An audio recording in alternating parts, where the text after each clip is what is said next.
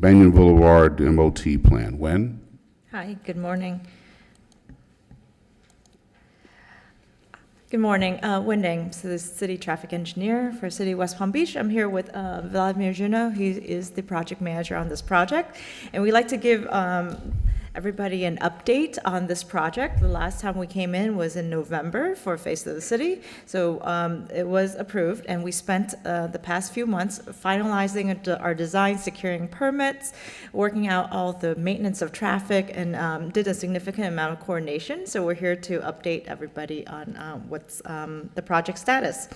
So just as a reminder, the project limit that we were designing for is from Australian all the way to Flagler. It's about 1.25 miles. And we looked at it from a phasing aspect. So at this point, we're only moving to phase 1, which is approximately 0.7 miles from Australian to Rosemary. I'm sorry, to Quadrille. And then we're going to go through the details of this phase 1. Quick overview of the goal that we're trying to achieve. Ultimately, this project started about 2 years ago as we're planning and designing. And we looked at it from an underground infrastructure standpoint to upgrade not only our drainage, but our sewer and our water as well. And then, of course, a streetscape component of having lighting, landscaping, and signalization for access for all vehicles. Ultimately, this is the amount of outreach that we had and come up to this point, and here are a list of upcoming meetings that we have. We have Ms. Veronica Cooper, she is part of the project team, and she's leading up all these efforts. If you have any details of this, Vladimir, I believe that we also sent out over 500 mailers adjacent to the property or to the corridor, and we had a significant amount of coordination, especially with Palm Beach County, as they are being affected by this project. So let's talk about maintenance of traffic. And I think this is something that the mayor and the city commission asked us to come back to talk in detail because this is our primary collector road that's coming into the city, and it serves about 18,000 trips a day. So we know that the majority of people coming into work and leaving work is using this Banyan Boulevard as an alternative to Okeechobee. So we're breaking it down to 3 phases, A, B, and C, or 1, 2, 3. And then we're starting on the south side first, and then we're going to shift traffic to the north, and then lastly, we're going to work on the middle section. And so with phase 1, and this is a detail exhibit, we're going to be doing drainage and significant underground infrastructure itself on the south side first, maintaining 2 lanes of traffic going into town. So we went through about 3 or 4 iterations before we finalized the design itself. The reason why we choose to keep 2 lanes coming into, it's because of the morning demand. In the morning, everybody is going into work. And of course, we're taking a lot of consideration of the jury as we coordinate with Palm Beach County because it's going to affect the jury traffic. And in the afternoon, 2 lanes exit. So 4 lanes in this phase, okay? There will be some case where we're going to be impacting the intersections. And the intersections are very difficult to manage, especially the intersection at Tamarind and Banyan itself because of the proximity to the railroad. We are dedicated to maintain access at all time, which means the majority of the time we're going to be keeping 4 lanes active, but there are going to be some times that we have to maintain at least 1 lane in each direction. And what that means is because, again, we coordinated with PalmTran, and we have to maintain the access of PalmTran in and out of this area as they're accessing the ITC itself. So the outreach team is dedicated to, keeping us not only working with our external communications at the city, but communicating with all the adjacent property owners along.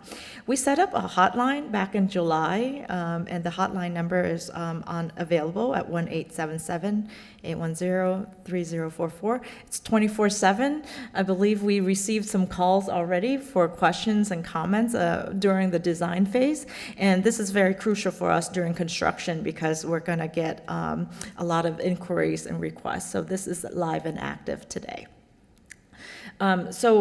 Speaking about the intersection, and we are going to be working at one corner at a time, if you can visualize that, it's, and still maintain. So for example, there are going to be some times that we're working on the south side of this intersection.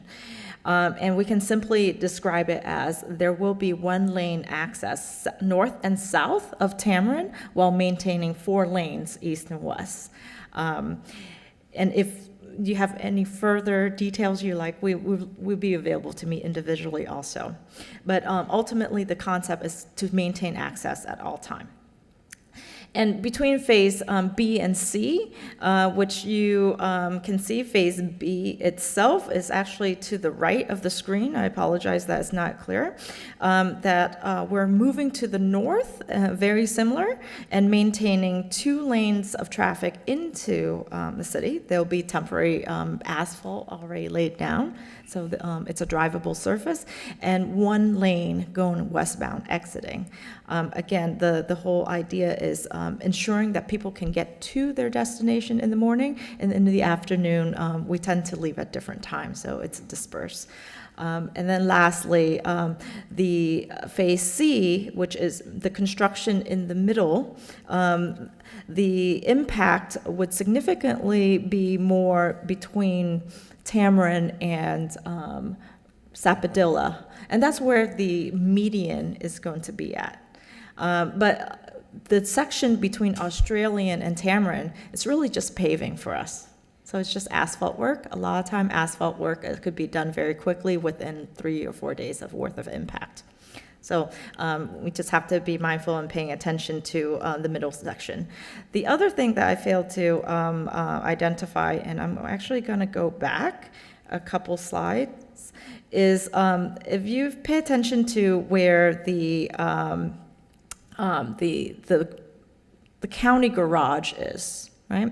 And this is part of our coordination with Palm Beach County, is that that driveway right in front of our this employee parking garage is going to be maintained at all time. So there's going to be times where we're going to have to work on the weekend, or we're going to have to work at night, so that access is open at all time. And that's some of the coordination, and we change our design based on the coordination that we had. So it's not going to affect Quadrille. And so this intersection, Quadrille and Banyan's going to still be open. So as far as access in and out of the city, there's also the Quadrille access also. And then ultimately, we bid the project because it is a CMAR. The project team bid the project, and right now the bid that we had for the GMP, the guaranteed maximum price, is approximately $15 million for this first phase. And then our next steps is really going to go back to the city commission itself to execute the agreement. But we are anticipating and going into construction in summer, early summer. We want to ensure that after the season is died down quite a little bit before we start construction. But again, once we start, there'll be further outreach as we have our outreach team. We're here to answer any questions. We have the project team here also, and Vladimir has much more knowledge on the details of this project. Not a question, but a comment, and commissioners, I will advise you to be prepared, because no matter how good we try to be with anticipating the traffic needs, we will be getting complaints. But if you've driven down Banyan, you know that it needs a lot of TLC. So this is just something that has to be done, and no matter when we do it or how we do it, it will not be without complaint from others. And so your emails will be burning up and your phones will be ringing about how dare the city do what it's doing on Banyan. So prepare yourself. Commissioner Shove. Thank you, Mayor, and thanks for the presentation and the update. Construction can be like that sometimes, where it's really difficult no matter what time of year you do it. I know there were some significant concerns from the county, of which I see you've met with them and continue to meet. And you brought up in your presentation a lot of people that will be coming in for county business, like jury duty, et cetera. If we could perhaps meet with the county and have, with their jury summons, then put a map in that gives them an alternate transportation. Have we put any thought into setting up signs to divert traffic down Clematis as it comes in down off of Tamarind, or how we can help to mitigate? I mean, obviously we've accommodated for traffic full-time during the project on Banyan, but I think the less capacity we can get diverted into other areas would be better. Yeah. Sure, and I think Vladimir can answer the detail as far as the jury summons, because yes, we have taken that into consideration. One thing I want to point out, that we're going to start from the west moving east. So the first phase that's you're going to see that's being impacted is really between Australian and Tamarind itself. But Vladimir, if you may. Yeah, Vladimir, Jeannot, Special Project Manager for Engineering Department. And in meeting with the county, one of the representatives there works with the jury system, Lieutenant Mike King. And in our conversation, we talk about the different ways that we can notify the jurors. We were even in consideration talking to them to see how they can assist us, maybe putting wording in their summons that they're sending out to let them know that traffic will be impacted, that, to plan for that. Also, we're planning to use Waze to upload all the blockage that will happen, the closures, to say, that will happen, so that they, anybody coming downtown can plan for those events. And also, Quadrille will be open. That's another way that they can enter to the city. And also, we prefer everyone to detour to Fern, to Quadrille coming into the courthouse. And so we'll handle this two-phased. One, the regular commuters, to get them diverted into Fern, and once they get that into their routine, it should pretty much stick. And then two, those who don't visit the downtown frequently and are just looking for a map. Am I understanding what you're saying is you have the ability to communicate with Waze, so that Waze would put the preferred direction downtown automatically in their map to divert down Fern? Yes, and our Fantastic. community communications department's already doing it right now, because Waze is owned by Google. Mm-hmm. So right now, if you pull up Waze, you'll see where the obstructions are at within downtown. Yes. Very nice.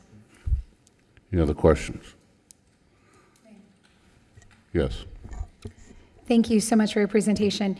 I'm just keeping with the theme that I've said for every item so far, knowledge is power. And so I think it's awesome that we're utilizing Waze. I think that for those people who use that, I think that's wonderful. I appreciate the hotline. Where are we disseminating this hotline? How will people know to call that hotline? So the hotline, every time we have a community meeting, we mention it to them. Also, we give them note cards and flyers that has the hotline on it, and we encourage them to use it, to call us, to communicate with us, and by doing so, we will be in turn effective in responding to their comments. Okay, great. And Mayor, if our communications team has the capacity, if our engineering staff can do this, I really appreciate that on social media we're now posting, I think, once a week, any road closures.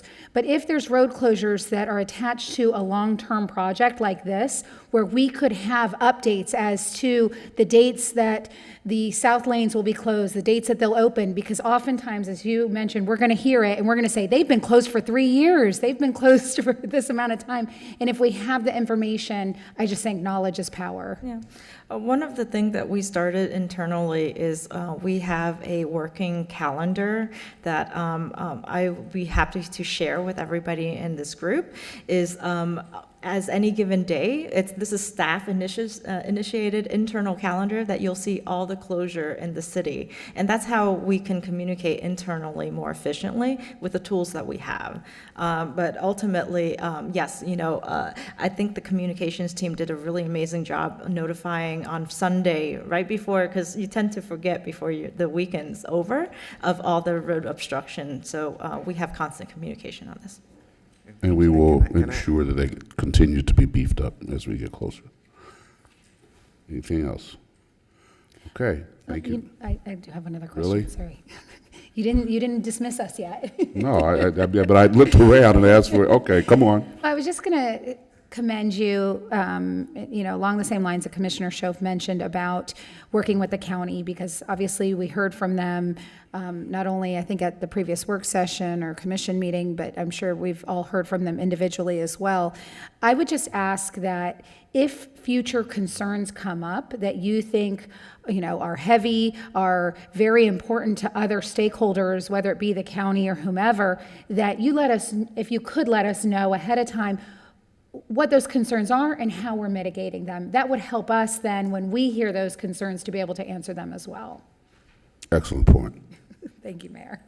If I Certainly. could, Mr. Mayor, I think you still are going to hear from the county regarding this project. I mean, if you want to get a heads up on that, as I understand it, the county is still requesting, rather, that all of the work be performed at night. And staff has looked into that and determined that it is economically infeasible to do the work just from a cost standpoint. From my understanding, the county still has some concerns with the design of the project, whether it falls on the side of being a road diet, and our perspective on it is that it's road narrowing. So I think you still have a difference of opinion there, and you may hear that as well. So I don't want the commission to expect that the county may not weigh in on this in spite of all of the coordination that has been done. I think you should be prepared that you may hear from the county prior to your March 23rd meeting, or you may have a representative from the county to come to speak on it at your March 23rd meeting. If I may add to that, the project team looked at night construction, and we determined that the cost of the project would be doubled based on the complexity of obtaining materials and of staffing. The other thing that I wanted to point out that, we at the city refer to FHWA for the term of road diet and what that definition is. As far as the travel lane, the design itself, and this goes back to November, we talked about 10 foot on the inside and 11 foot on the outside. 11 feet is the same width that I-95 travel lane is, so we feel that it's safe. The other thing that I have to commend Vladimir and his team is we actually met with the fire department and not only coordinate the design, but coordinate the MOT and the different phasing during construction, because, as we speak earlier, fire rescue and life safety is important as we manage this project. Great, thank you. Yes, we are continue to try to play well in the sandbox with the county. Thank you very much.